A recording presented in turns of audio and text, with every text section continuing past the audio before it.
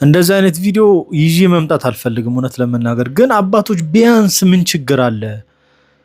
ወደ ቤተክርስቲያን ሲገባ ነጠላ አዘጋጅታችሁ አንደኛ ቤተክርስቲያን መግቢያ ስርዓት መልመዱ ነው ካልቸሩንም ይለምዳል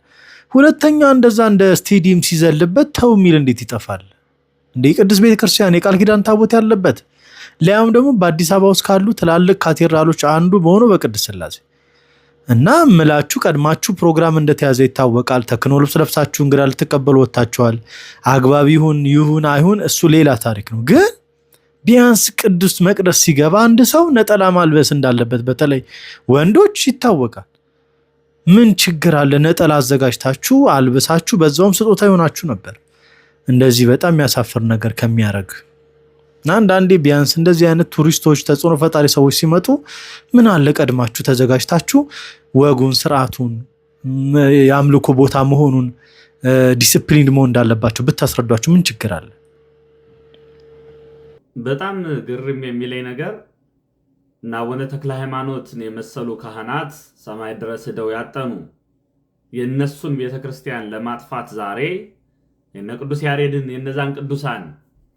ድምጽ እንዳይሰማባት የምትደረግ ቤተክርስቲያን ዛሬ ድምጿ ለዓለም ይሰማ ተብሎ ወንጌል ወጥቶ ለአንድ ዩቲዩበር እንደዚህ ስናሽቃብጥ ሳይ በጣም ደነቀኝ ዛሬ የኢትዮጵያ ቤተክርስቲያን ፓትርያርኳ በአደባባይ በሚዲያዎች ወጣው ቤተክርስቲያን ተደፍራለች እውነት ነው እንያየነው ነው ቤተክርስቲያን ተደፍራለች ወንጌል ተደፍሯል በምንደኛ ጳጳሳት በምንደኛ ካህናት ወንጌል ተደፍሯል ቤተክርስቲያን ተደፍራለች ምን እንላለን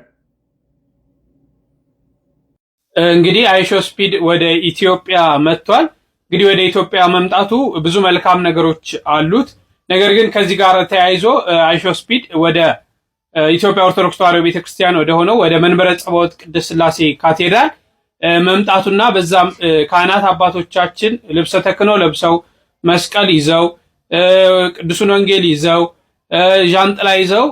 አቀባበል አድርገውለታል እንግዲህ ይህ እንዲህ አይነት ቤተክርስቲያን ባይዘዌ ስርዓት ያላት ቤተክርስቲያን ናት በስርዓት የምትመራ ናትና እንግዲህ እንዲህ አይነት አቀባበሎች ለግለሰቦች እንዴት ነው ከምን አንፃር ነው ከስርዓተ ቤተክርስቲያን አንፃር ለግለሰቦች ለታዋቂ ሰዎች ለቪው ተብሎ እንዲህ አይነት ስርዓት አላት ወይ ቤተክርስቲያኒቷ በእንዲህ አይነት ሁኔታ የምትቀበለው ምክንያቱም እንዲህ አይነት አቀባበሎች ለብፁዓን አበው ሊቃነ ጳጳሳት እንዲሁም ደግሞ ለቅዱስ ፓትርያርኩ ብቻ የሚገባ አቀባበል ነው ከዚህ ጋር ተያይዞ እንዲህ አይነት አቀባበሎች ከቤተክርስቲያን ስርዓት ጋራ በምን አይነት ሁኔታ ይታያል እንግዲህ ወደዚህ ካቴድራል መጥቶ ማንኛውም ሰው እንግዲህ ወደ ቤተክርስቲያን መጥቶ መሳለም መጎብኘት ማየት ይችላል ከየትኛውም ዓለም የመጣ ሰው ማለት ነው እንግዲህ ይህ ሰው ወደዚህ ቤተክርስቲያን ሲገባ አትሊስት ቤተክርስቲያኒቷ ስርዓት እንዳላት ተደርጎ በስርዓት ተነግሮት ስርዓተ ቤተክርስቲያንን ጠብቆ እንዲገባ ነጠላ ለብሶ እንዲገባ ቢደረግና ይሄንን ዓለም እንዲያየው ቢደረግ መልካም ነበር መቼም የኢትዮጵያ ኦርቶዶክስ ተዋሕዶ ቤተክርስቲያን ዓለም ያውቃታል ምናልባት የማያውቁት ሰዎች በዚህ ሰው አማካኝነት ሊያዩ ይችላሉ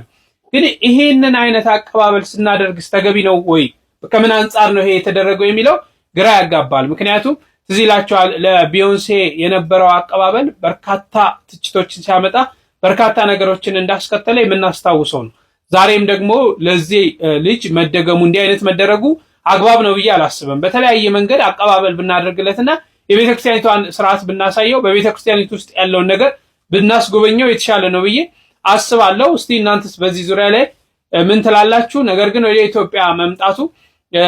ኢትዮጵያ ምን እንደሆነች ኢትዮጵያ ምን አይነት ባህል እንዳላት ኢትዮጵያ ምን አይነት ሴት እንዳላት በርካታ ነገር ኢትዮጵያ ውስጥ ያለውን ነገር ለዓለም ያሳያል ይህ እጅግ ደስ የሚለው ነው ቤተክርስቲያን ግን ዓለማዊ አይደለችምና ለታዋቂ ሰዎች ለተጽዕኖ ፈጣሪ ሰዎች ታዋቂ ላልሆኑ ደግሞ ተጽዕኖ ለማይፈጥሩ ሰዎች የሚደረግ አቀባበል ስርዓት እንደሌላትም መገንዘብ ያስፈልጋል ብዬ አስባለሁ